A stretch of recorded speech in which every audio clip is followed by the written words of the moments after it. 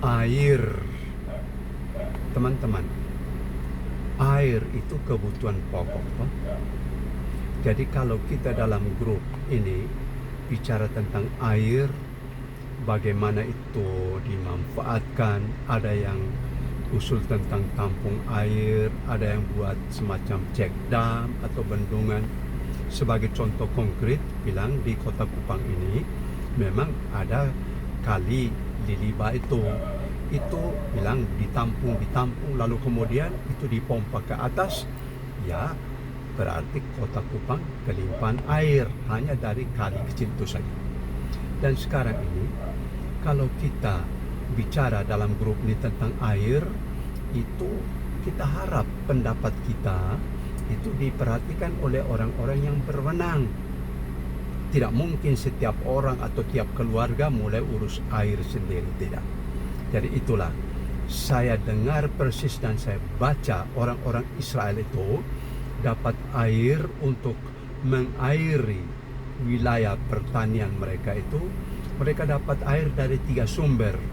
Sumber yang pertama itu air dari Sungai Yordan. Sumber yang kedua yaitu mereka bor.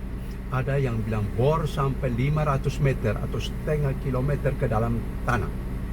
Dan sumber yang ketiga yaitu dari Laut Mati, Laut Tengah.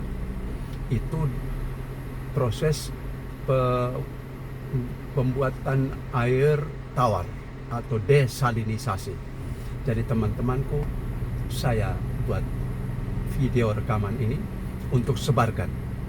Jadi yang berwenang, air itu kebutuhan primer. Jadi pikiran-pikiran yang positif dari siapapun saja, tampung itu dan buatlah kebijakan untuk bagaimana itu tampung air, manfaatkan air, lalu kemudian siram tanaman atau apa. Itu semua adalah pikiran-pikiran jernih dan cerdas. Terima kasih Tuhan, kami bersyukur karena Tuhan memberikan kami air secukupnya. Hanya kamilah yang harus pakai kami punya nalar dan naluri untuk memanfaatkan air itu, termasuk air hujan. Terima kasih, syukur pada Dikau ya Tuhan.